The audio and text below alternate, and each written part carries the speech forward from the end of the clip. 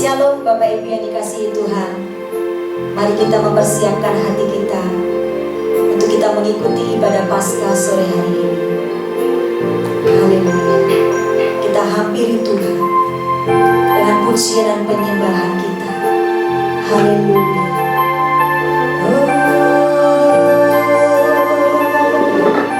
Haleluya. Kami bersyukur Tuhan, sekalipun kami terpisah oleh jarak, tetapi kasih-Mu tetap mempersatukan setiap kami Bapa. Dan kami mau tetap percaya bahwa hanya Engkau-lah Allah satu-satunya penolong kami. Engkau Allah yang sanggup memberikan kemenangan bagi kami. Dan hanya Engkau-lah yang menjadikan kami lebih dari pemenang. Haleluya. Haleluya. Mari kita hampiri Tuhan. Haleluya. Ku menyembah dalam kudus hadirat-Mu. Hampiri kata kasih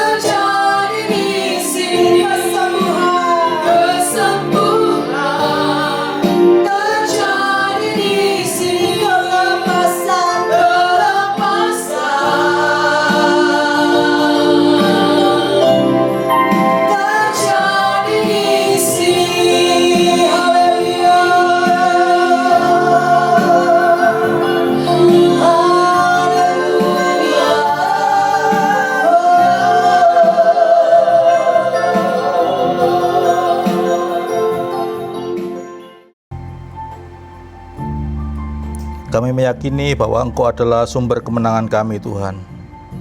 Engkau menjadikan kami lebih daripada pemenang, dan kami bersyukur untuk itu. Melalui kematian-Mu dan kebangkitan-Mu, Engkau menjadikan kami anak-anak-Mu yang berharga di mata Tuhan. Berkati waktu-waktu kami selanjutnya, Tuhan, di mana kami akan mendengarkan kebenaran firman-Mu. Kami mau belajar memberikan hati dan pikiran kami yang terbaik untuk Kau taburi dengan benih firman-Mu. Dan firman-Mu itu boleh bertumbuh dan berbuah dalam kemuliaan-Mu. Terima kasih ya Bapa. Hamba-Mu yang penuh keterbatasan kami serahkan dalam tangan Tuhan. Karena Engkau sendiri yang memberikan pengurapan dan kuasa, sehingga apa yang disampaikan boleh kami pahami. Terima kasih ya Bapa. Dalam nama Tuhan Yesus Kristus kami sudah berdoa dan bersyukur. Kami sambut firman Tuhan. Amin. Shalom jemaat yang dikasihi Tuhan. Saya bersyukur kalau kita tetap bisa merayakan Paskah dengan kondisi yang seperti ini. Dan saya berharap itu tidak mengurangi sukacita kita. Kita tetap percaya bahwa bagaimanapun keadaannya, apabila kita merayakan dengan sepenuh hati, kita percaya Tuhan hadir bersama-sama dengan kita. Amin. Tema yang dicanangkan oleh gereja kita untuk Paskah tahun ini adalah lebih daripada pemenang. Lebih daripada pemenang. Mari Bapak Ibu Saudara, saya ajak kita sama-sama membuka kebenaran firman Tuhan di dalam Roma pasal 8 ayat 35 sampai ayat 39. Roma 8 ayat 35 sampai dengan 39. Siapakah yang akan memisahkan kita dari Kristus? Penindasan atau kesesakan, atau penganiayaan, atau kelaparan, atau ketelanjangan, atau bahaya, atau pedang? Seperti ada tertulis, oleh karena Engkau kami ada dalam bahaya maut sepanjang hari. Kami telah dianggap sebagai domba-domba sembelihan, tetapi dalam semuanya itu kita lebih daripada orang-orang yang menang oleh Dia yang mengasihi kita. Sebab aku yakin bahwa baik maut maupun hidup, baik malaikat-malaikat maupun pemerintah-pemerintah, baik yang ada sekarang maupun yang akan datang, atau kuasa-kuasa, baik yang di atas maupun yang di bawah, ataupun sesuatu makhluk lain, tidak akan dapat memisahkan kita dari kasih Allah yang ada di dalam Kristus Yesus Tuhan kita. Saya ulangi di ayat yang ke-37, tetapi dalam semuanya itu kita lebih daripada orang-orang yang menang oleh Dia yang mengasihi kita. Kalau kita mendengar kata pemenang, maka seringkali kita berasumsi bahwa ini merupakan suatu kompetisi, suatu pertandingan. Hal itu juga yang diyakini oleh seorang filsuf Jerman yang bernama Friedrich Nietzsche, yang mengatakan bahwa Tuhan telah mati. Ini merupakan serangan pada kekristenan yang luar biasa keji. Dia mengatakan demikian karena dia menganggap bahwa Tuhan telah mati karena belas kasihannya. Tuhan telah mati karena belas kasihannya. Kenapa demikian? Karena menurut Nietzsche, ajaran kekristenan itu dianggap merusak tatanan dan natur manusia yang cenderung untuk bersaing dan saling menaklukkan. Bahkan dia mengatakan bahwa ajaran belas kasihan itu pada akhirnya dianggap merusak peradaban manusia.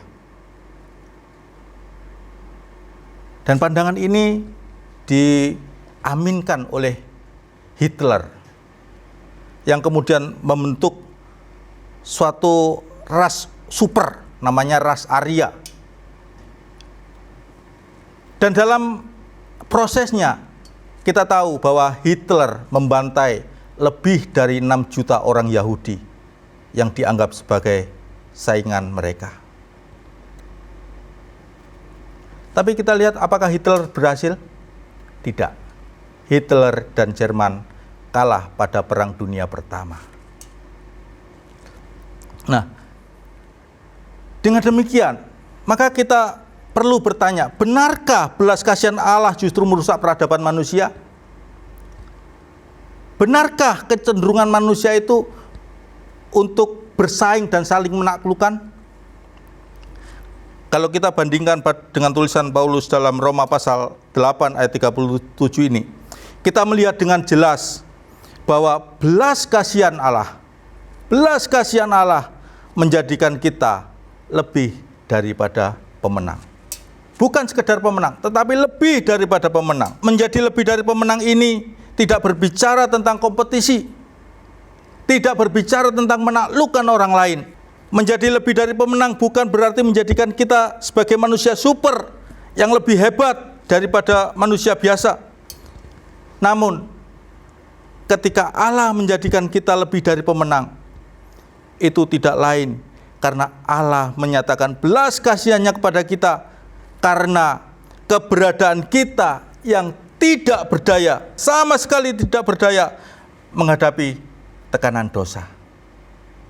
Oleh karenanya Tuhan sendiri, kalau kita lihat pada ayat-ayat sebelumnya, Tuhan sendiri yang menjadi jaminan sehingga kita berkemenangan atas kuasa dosa. Jadi menjadi lebih daripada pemenang, sekali lagi, bukan bicara tentang menaklukkan orang lain, bukan berbicara tentang kita lebih daripada orang yang lain, tetapi berbicara tentang bagaimana Tuhan memberikan kuasa kepada kita untuk menaklukkan dosa. Dalam keberadaan kita yang tidak berdaya, Tuhan memberikan kuasa untuk bisa menaklukkan kuasa dosa. Kenapa kita disebut lebih daripada pemenang? Itu satu pertanyaan yang penting. Kenapa kita disebut lebih daripada pemenang? Yang pertama, kita lihat di ayat yang ke-31. Sebab itu, apakah yang akan kita katakan semuanya itu? Jika Allah di pihak kita, siapakah yang akan melawan kita? Kenapa kita disebut lebih dari pemenang? Yang pertama adalah karena Allah Tritunggal bekerja di dalam kita. Allah Tritunggal bekerja di dalam kita. Coba kita perhatikan. Sebab itu apakah yang akan kita katakan tentang semuanya itu? Apa yang dimaksudkan dengan semuanya itu? Mari kita lihat di ayat yang ke-1. Demikianlah sekarang tidak ada penghukuman bagi mereka yang ada di dalam Kristus Yesus. Di sini kita melihat peran Tuhan Yesus yang menghapus penghukuman karena dosa. Ini bukan berarti kita tidak ada penghukuman, tidak ada hukuman kalau berbuat dosa. Bukan itu maksudnya. Tapi yang dimaksud adalah penghukuman dosa sudah dihapuskan oleh Tuhan Yesus melalui kematiannya di kayu salib yang beberapa waktu lalu kita peringati sebagai Jumat Agung. Dan bukan hanya itu, Tuhan Yesus juga sudah bangkit mengalahkan maut. Tuhan Yesus menjamin bahwa tidak ada lagi penghukuman bagi orang yang percaya kepadanya. Jadi bagaimana kita bisa mendapatkan jaminan ini? Yang pertama-tama kita harus benar-benar memiliki iman kepada Tuhan Yesus Kristus.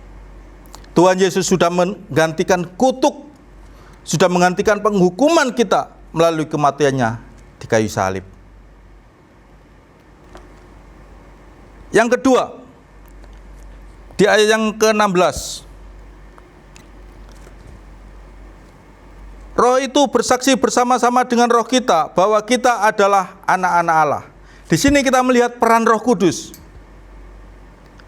yang bersaksi dan memeteraikan bahwa kita adalah anak-anak Allah. Bukan hanya itu, Roh Kudus juga menolong kita di dalam kelemahan-kelemahan kita. Kelemahan-kelemahan apa yang dimaksud? Kelemahan untuk melakukan kehendak Bapa, kelemahan untuk melakukan kehendak Tuhan secara sempurna. Kita tahu bahwa kita tidak mungkin bisa melakukan kehendak Allah dengan sempurna, tetapi dengan kekuatan Roh Kudus, Dia akan memampukan kita. Yang ketiga, di ayat yang ke-28, ini ayat yang sudah sangat terkenal. Kita tahu sekarang bahwa Allah turut bekerja dalam segala sesuatu untuk mendatangkan kebaikan bagi mereka yang mengasihi Dia, yaitu bagi mereka yang terpanggil dengan sesuai dengan rencana Allah. Ini berbicara tentang kedaulatan dan kemahakuasaan Tuhan yang turut bekerja dalam segala sesuatu. Segala sesuatu dipakai Tuhan untuk mendatangkan kebaikan bagi kita. Di sini kita melihat peran Allah Bapa yang berdaulat dan berkuasa. Jadi kalau kita melihat situasi seperti ini, kita anggap sebagai sesuatu yang menakutkan, sebagai sesuatu yang membawa kecemasan dalam hidup kita. Salah seorang teman saya ngomong, ini adalah sesuatu yang tragis. Kenapa Tuhan membiarkan ini terjadi? Ini adalah sesuatu yang tragis. Tapi saya percaya bahwa di dalam segala sesuatu akan ada Allah beserta dengan kita. Bukankah Mazmur 23 berkata, sekalipun aku dalam lembah bayang-bayang maut, sekalipun aku dalam lembah kekelaman, Tuhan menyertai kita. Jadi itu alasan yang pertama kenapa kita disebut lebih daripada pemenang, yaitu Allah Tritunggal bekerja dalam kehidupan kita. Yang kedua, karena kita telah diadopsi menjadi ahli waris kerajaan surga. Ayat 32, Ia yang tidak menyayangkan anaknya sendiri, tetapi menyerahkan nyawanya bagi kita semua. Bagaimana mungkin Ia tidak mengaruniakan segala sesuatu kepada kita bersama-sama dengan Dia yang mengaruniakan segala sesuatu.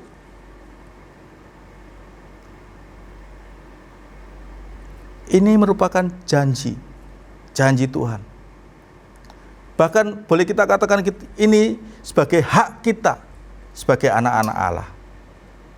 Tapi jangan lupa, hak juga dibarengi dengan kewajiban, yaitu kewajiban untuk menderita bersama dengan Kristus.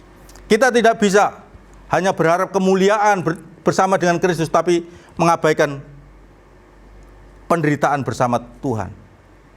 Menderita bersama Tuhan tidak berarti kita kemudian harus mati disalibkan, harus dikejar-kejar. Tidak. Menderita bersama-sama dengan Kristus lebih bermakna bahwa kita mematikan kedagingan kita, bahwa kita mematikan keinginan manusiawi kita, yaitu dengan cara menyangkal diri dan memikul salib. Menyangkal diri dan memikul salib. Menyangkal diri apa artinya? Menyangkal diri itu adalah kita bisa melakukan, kita mampu melakukan, tetapi kita memilih untuk tidak melakukan. Karena apabila kita melakukan, kita menjadi batu sandungan bagi orang lain. Itu arti menyangkal diri. Dan memikul salib berarti kita harus benar-benar menyerahkan hidup kita pada Tuhan. Menaruh hidup kita di mezbah Tuhan. Sehingga kedagingan kita dimatikan dan kita benar-benar bisa hidup dipimpin oleh Roh Allah. Bukankah ciri utama dari anak-anak Allah adalah mereka yang hidup dipimpin oleh Roh Allah? Kalau kita selalu mengumbar keinginan daging kita, selalu mengumbar keinginan hawa nafsu kita, maka kita jangan pernah bermimpi, berharap untuk beroleh kemuliaan dari Tuhan. Nah, dari dua hal ini kita sudah mengerti kenapa kita disebut sebagai lebih daripada pemenang. Yang pertama, saya ulangi lagi, bahwa Allah Tritunggal bekerja dalam diri kita. Yang kedua, karena kita adalah ahli waris kerajaan Allah. Nah, ternyata ketika Tuhan sudah mendeklarasikan hal itu, ada satu oknum yang tidak suka. Di ayat yang ke-33 berkata, siapakah yang akan menggugat orang-orang pilihan Allah? Artinya bahwa sekalipun Tuhan sudah menyatakan kita sebagai anak-anak Allah, masih ada saja pribadi yang tidak suka, yaitu iblis. Iblis akan menggugat Tuhan. Kenapa kita yang berdosa sama dengan setan, sama dengan iblis, tapi kok kita diselamatkan? Tapi kok kita bisa dijadikan lebih daripada pemenang? Kok bisa kita menjadi orang-orang yang bisa menaklukkan kuasa dosa? Bukankah kita masih lemah? Bukankah kita masih penuh dengan kekurangan? Itu yang akan disampaikan iblis pada Tuhan dalam gugatannya. Tetapi mari kita lihat, siapakah yang akan menggugat orang-orang pilihan Allah? Allah yang membenarkan mereka. Ini sebenarnya bukan tanda tanya, tetapi titik. Siapakah yang menggugat orang-orang pilihan Allah? Jawabannya adalah Allah yang akan membenarkan mereka. Jadi sekalipun iblis menggugat macam-macam dalam kehidupan kita, ada Allah yang akan membenarkan kita. Kalau hidup kita sesuai dengan kehendak Tuhan, gak apa-apa, kita memang masih lemah, kita masih banyak kekurangan, kita tidak sempurna. Tetapi ketika kita melakukan ketidaksempurnaan itu dalam upaya melakukan kehendak Allah, maka Allah yang akan membenarkan kita. Yang kedua, siapakah yang akan menghukum mereka? Siapakah yang akan menghukum kita? Iblis juga menuntut itu. Di sini dikatakan, Kristus Yesus yang telah mati, titik, bukan tanda tanya, titik. Bahkan lebih lagi, yang telah bangkit, yang juga duduk di sebelah kanan Allah, yang malah menjadi pembela bagi kita. Luar biasa ayat ini. Allah tidak hanya membenarkan, tetapi Tuhan Yesus pun akan berdiri sebagai pembela kita. Pembela tugasnya berusaha meringankan hukuman dari seorang terdakwa. Tetapi kalau kita percaya kepada Tuhan Yesus yang sudah mati bagi dosa-dosa kita, yang sudah dibangkitkan dalam kemuliaan Allah, kalau kita percaya kepadanya, maka dia tidak hanya menjadi pembela yang meringankan, tetapi yang membebaskan kita dari hukuman dosa. Oleh karenanya, kita jangan pernah berkecil hati, kita jangan pernah takut dalam kehidupan ini. Jangan pernah kita merasa gentar ketika iblis berusaha meneror kita, karena kita punya pembela yang agung.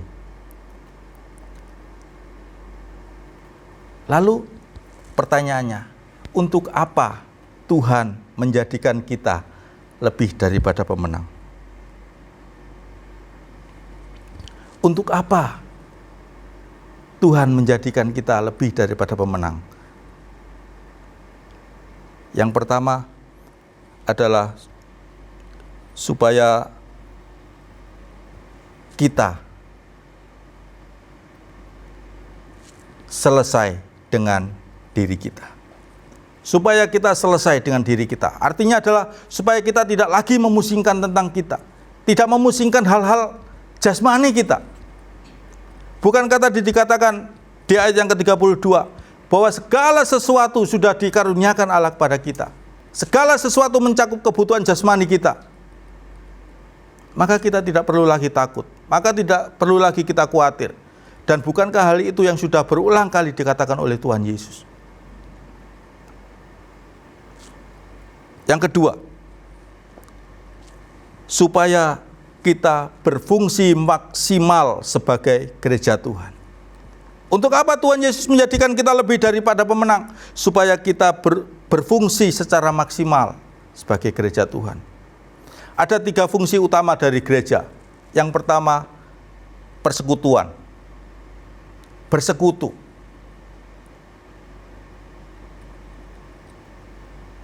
Gereja tanpa persekutuan sebenarnya bukanlah gereja, hanya organisasi, hanya lembaga. Tetapi justru dengan adanya persekutuan, maka itu gereja bisa disebut dengan tubuh Kristus.